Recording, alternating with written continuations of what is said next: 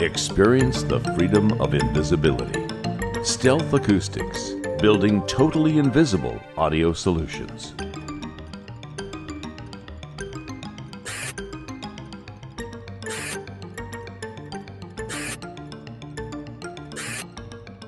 All Stealth speakers are designed to fit into standard 16-inch on-center 2x4 stud bays. Under normal circumstances, you should make sure that the studs are on 16-inch centers by measuring. This should result in a clear 14.5-inch opening between the studs. In new construction, place savers matching the speaker models being utilized should be installed when the job is pre-wired and before wallboard is installed. Installing the place saver instead of the actual speaker reserves the properly sized space for the speaker without subjecting the speaker panel to the construction environment. During the pre-wire phase, install your regular speaker wiring and attach it securely to the studs, leaving sufficient slack length to be able to connect to the speaker panel when it's installed. Back boxes available from Stealth may be used with the place savers if desired to form an enclosure or if required by code. But back boxes are not generally needed if the speaker is being installed into an enclosed cavity such as a wall. Exposing the unfinished speaker to long periods of high humidity, as sometimes found on a job site, should be avoided. In any installation, the cavity or back box should be loosely filled with mineral wool or fiberglass insulation batting. After the wallboard is installed, but before seam taping occurs, you should check the thickness of the wallboard. If the wallboard is thicker than 1/2 inch, use the cardboard shims provided with the speaker, taping the shims to the rear of the speaker panel prior to installing the speaker in the wall. Remove the cover overlay and keep it handy to provide proper speaker finishing information to the wallboard finishers. Remove the place saver and insert the speaker wires into the binding posts on the speaker crossover, noting proper polarity. Tighten the binding post securely using the provided plastic nut driver.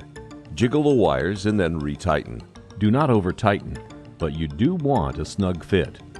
With smaller gauge wires, you can bend the exposed wire back upon itself prior to insertion to make better contact with the binding posts. Next, attach the speaker panel directly to the structural framing where the place saver was removed using the provided screws. The speaker panel has been pre-drilled with the proper number of mounting holes.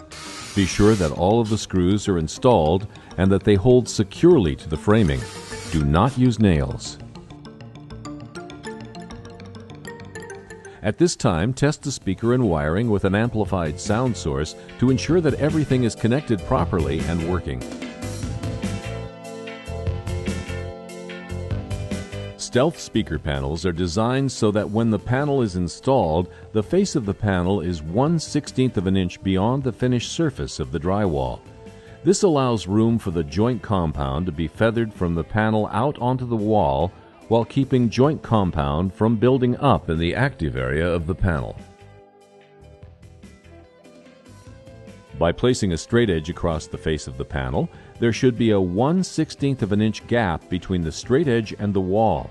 If the speaker panel face is not out far enough, then remove the panel and use shims to bring the panel face forward.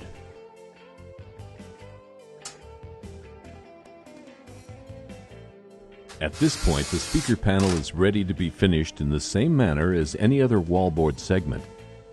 You may turn the final wall finishing over to a qualified wallboard professional, or you may continue with applying the taping, mudding, sanding, and final finishing materials yourself.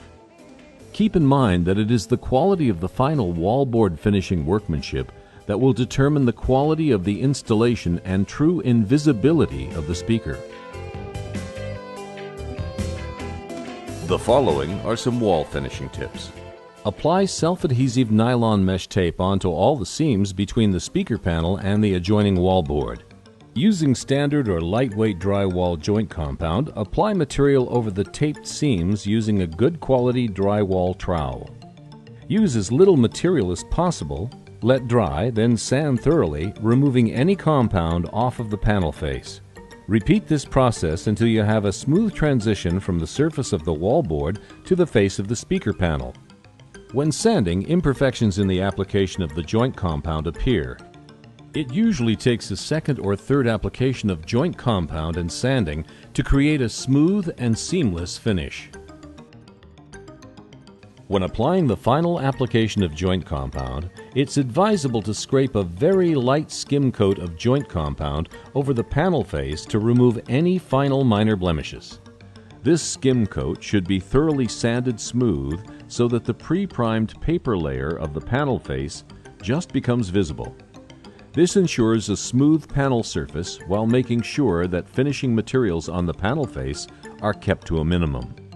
In no case should the joint compound on the central panel face be built up to more than 1/32 to 1/16 of an inch or 0.79 millimeters to 1.5 millimeters, as excessive joint compound buildup will affect the performance of the speaker. It's a good idea to then paint a prime coat of wallboard primer over the speaker, which helps reveal any remaining blemishes. Fill and thoroughly sand any remaining visible blemishes. The speaker installation may be finalized using the same color materials as the rest of the wall, including light texture paint or normal weight wallpaper. Experience the freedom of invisibility. Stealth Acoustics. Building totally invisible audio solutions.